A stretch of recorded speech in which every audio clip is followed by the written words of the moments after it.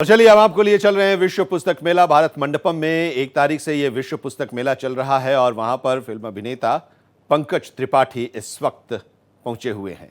ये मत पूछना, नहीं तो गोली मार दूंगा तुमको। नहीं नहीं, मेरे जीवन में ऐसा कुछ है ही नहीं।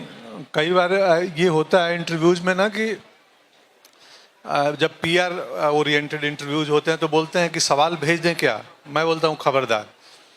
फिर मज़ा तो ऑर्गेनिक है ना, कि जो बातचीत हो यही हो, वो सही हो गलत हो उलझी हुई हो, तो आप स्वतंत्र हैं, आप सब पूछ लेना, खाली बैंक बैलेंस मत पूछना।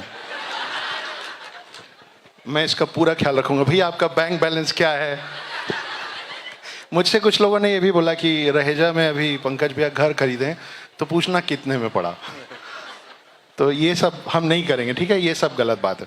भैया आप दिल्ली बुक फेयर में आए हैं, वर्ल्ड बुक फेयर में आए हैं, किताबों से कैसा नाता रहा है आपका बचपन से अब तक? बहुत गहरा नाता रहा है कि किताबों ने मेरे व्यक्तित्व में, जो भी मैं हूँ उसको बनने में किताबों की बहुत बड़ी भूमिका और योगदान है। पटना में पढ़ने का कल्चर है, किताबें बहुत बिकती हैं, वहाँ पे पढ़ते हैं लोग।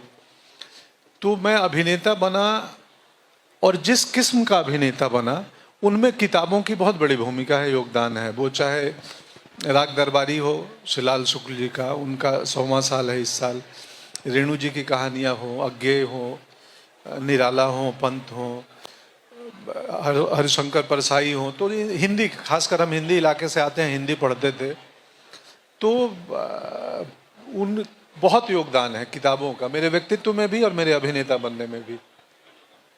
तो भैया आपका इतना लंबा तजुर्बा रहा है ना? एक तो जीवन का तजुर्बा है, उसके अलावा इतना सारा एक्सपीरियंस है फिल्म इंडस्ट्री का, एक छोटे से शहर से उठ के बम्बई आने का। आप फिल्मों के बारे में जो कर रहे हैं और हम जो देख रहे हैं वो तो हमको पता है, पर ऐसी कई चीज़ें होंगी, जैसे पॉलिटिशियंस होते हैं और लोग भी होते हैं, कि एक समय आता है जब वो बोलते हैं मैं एक किताब लिखूंगा और उसमें ऐसी चीज़ें लिखूंगा जो अभी तक किसी को नहीं मालूम। जैसे अभी एक हनी सिंह जी का आया नेटफ्लिक्स पे, है ना? उसमें बहुत सारी ऐसी चीज़ें कि परिवार कौन है, उतार चढ़ाव क्या रहे, तजुर्बा क्या रहा, कब गिरे, कितनी बार उठे, कितनी बार घुटना छिला, ये सब पे हम वर्ल्ड बुक फेयर पे बैठे हैं। पंकज त्रिपाठी जी किताब कब लिखेंगे? और अगर इस पे नहीं लिखेंगे तो किस पे लिखेंगे? जॉनर अगर आपको चुनना होगा तो जॉनर क्या होगा? मुझे चुनना हो तो मैं सटायर पे लिखूंगा, क्योंकि मुझे लगता है कि अपनी यात्रा जो है ना, हम सबका स्ट्रगल, गिरना उठना, संघर्ष, फिर से रिवाइव होना, वो सामान्य है, वो सबके जीवन में है, मेरे जीवन में भी है।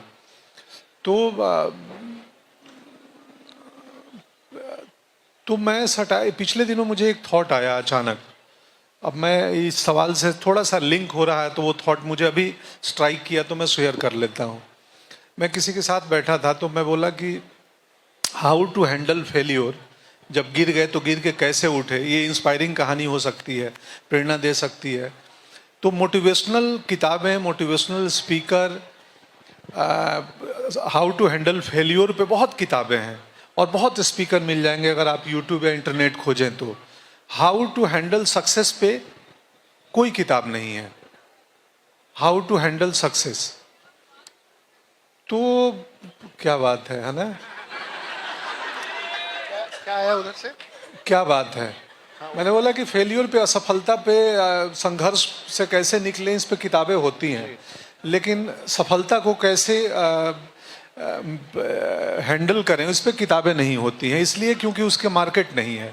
सफल लोगों की संख्या 100% में 1% है या उससे भी कम होगा, जो अपने अपने फील्ड में एक्सट्रीमली सफल है। तो फेलियर का बाजार है, सक्सेस का बाजार नहीं है, इसलिए किताबें नहीं छपती हैं उस पर। तो मैं इसलिए अपनी जर्नी पे, यात्रा पे कभी नहीं लिखूंगा। वो सामान्य है, जैसे हर किसी के जीवन में होता है, मेरे जीवन में भी हुआ। पर मैं अगर लिखना हो तो सटायर लिखूंगा, मैं कविता लिखूंगा। कविताएं मुझे बहुत पसंद है, क्योंकि छोटे में बड़ी बात कह देती हैं। तो भैया अभी जो भैया कह रहे थे कि सफलता पे किताब नहीं, कि सफलता को हैंडल कैसे करें। हमारे पिताजी, मैं भी गांव से ही हूँ, अंबिकापुर नाम, छत्तीसगढ़। हमारे फादर हमेशा से बचपन से कहते थे, जब उनको नहीं पता था कि लेखक बन के पहचान बन जाएगी इसकी ठीक ठाक, तब भी वो कहते थे कि बेटा कुदरत हमको ऐसा बनाया ना कि पेड़ में जितने फल लगते हैं वो पेड़ उतना झुक जाता है। यही है कुदरत, और हम कुदरत के ही हैं। तो वो जो अकड़ जाते हैं ना, वो मरने के बाद अकड़ना चाहिए ना, जब जीवित है तो फ्लेक्सिबल रहना चाहिए। ये पर एक इसमें और ट्विस्ट है थोड़ा सा, ये कलयुग है, घोर कलयुग है। जब फल लगे पेड़ झुकेंगे तो कोई भी आके तोड़ लेगा। तो थोड़ी झुकी है, लेकिन सिंसियरिटी भी रहनी चाहिए। हाँ, मैं आपको इनके बारे में एक बात बताता हूँ। मैं अब कुछ लोग आप में से पहचानते हैं, जब मुझे कोई नहीं पहचानता था। ये बात कर रहा हूँ मैं लगभग 1.5 साल पहले की एक बात है। मैं भी मुंबई में रहता हूँ और मैं बहुत प्रेम से इनको बोला कि भैया हम लोग पड़ोसी हैं। पड़ोसी मतलब ऐसे अगल बगल वाले पड़ोसी नहीं हैं, इनकी पूरी बिल्डिंग अलग है, हम अलग विंग में रहते हैं। तो भैया अगर कभी आप घर आ पाएँ तो फिल्म आई थी ओ माई गॉड 2, और वो फिल्म रिलीज हुई थी फ्राइडे को, और संडे की शाम को इस नोबडी के घर पे ये आ गए थे। और हुआ ऐसा था कि चंद मेहमान और आए हुए थे और हमने दरवाज़ा खोला अपने घर का और ये खड़े हुए थे। बोले कैसे हैं आप? मैं उस दिन पहली बार ऐसा हुआ था कि मैं बोल नहीं पाया कि मैं कैसा हूँ। और आने के बाद जब इनसे मेरी समकक्ष ने पूछा कि भैया कैसे हैं आप, तो इन्होंने जवाब दिया कि अब तक सुरक्षित हैं। भैया हर सबकी टू डू लिस्ट होती है ना। जो अभी पैसे कमाने की होड़ में है उसको और बड़ी गाड़ी चाहिए और बड़ा घर चाहिए। जिनके पास वो है उनको चाहिए कि फेम आ जाए, लोग पहचाने, कुछ ना कुछ सबको चाहिए। आप जहाँ हैं उन फेम, पैसा, घर, रुतबा, ये सब तो हो गया। अब क्या टू डू लिस्ट है इस तरीके की, जैसे मुझे लगता है कि मैंने कभी जीवन में डॉल्फिन नहीं देखा है। मेरा बड़ा मन है मेरे को डॉल्फिन असल में देखने का, बचपन से, पता नहीं क्यों।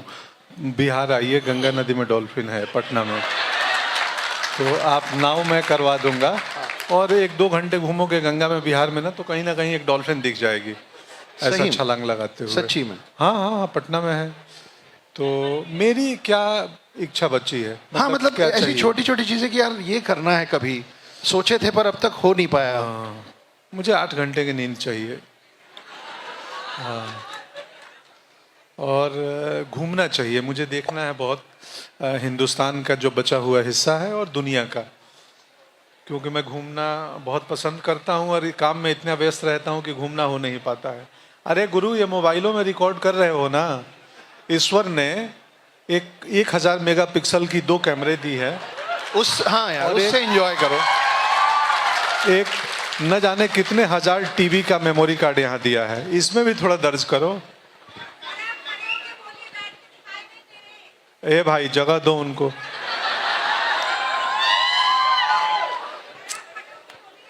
खड़े हो। ठीक है, मैं खड़े होकर ही हम बात कर लेंगे। हाँ ठीक है, नहीं नहीं, और अब आगे हम खड़ा होकर से टहलते हुए भी बात कर लेंगे। बिल्कुल करेक्ट है, अब अपन दोनों ऐसे ही करेंगे। हाँ। अभी एक नेटफ्लिक्स पे जावेद साहब और सलीम साहब का एक 3 एपिसोड का वो आया था, एंग्री यंग मैन। उसमें एक एपिसोड में जावेद साहब वो बहुत उदास हो गए थे, मतलब बिल्कुल भावुक हो गए थे, और बोले कि अब वो नाश्ता सामने रखा रहता है ना, तो लगता है कि ये किसी और का नाश्ता है। देखा है आप में से कुछ लोग? वो कहते हैं कि मुझे कभी कभी ऐसा लगता है कि मैं किसी और का जीवन जी रहा हूँ। आपको कभी ऐसा लगता है कि जहाँ भगवान और सब इतने सारे चाहने वाले पहुँचा दिए हैं, उसमें मतलब अपना ही है या किसी और का है? नहीं, मैं भी भ्रमित रहता हूँ, कंफ्यूज रहता हूँ कि बड़ा मुश्किल है ये इस प्रश्न का उत्तर देना मेरे लिए। सच में मुझे कुछ समझ नहीं आता है। मैं जब कहीं आता हूँ तो लोगों का प्रेम देखता हूँ तो मुझे लगता है कि अच्छा, इतना प्रेम करते हैं, और फिर जब जेट्टी से बोट में जाता हूँ तो मुझे लगता है मैं तो कोई नहीं हूँ, कौन हूँ। हाँ मोहतरमा, आप एक काम करिए, ऊपर आके माइक आप ले आप भी आ जाइए। आइए, स्वागत है आप। नहीं नहीं, तो कई बार वो मुझे बहुत भौतिक चीज़ें प्रभावित नहीं करती हैं, तो पर हाँ, ये ज़रूर लगता है कि मैंने जीवन में कभी नहीं सोचा था। मैं सोचा था एक्टर बन जाऊंगा और एक छोटा सा घर हो और बेसिक ज़िंदगी चले, तो ईश्वर ने इतना दे दिया, इसकी उम्मीद मैंने नहीं की थी, ना सोचा था। तो मुझे कुछ अपना नहीं लगता है।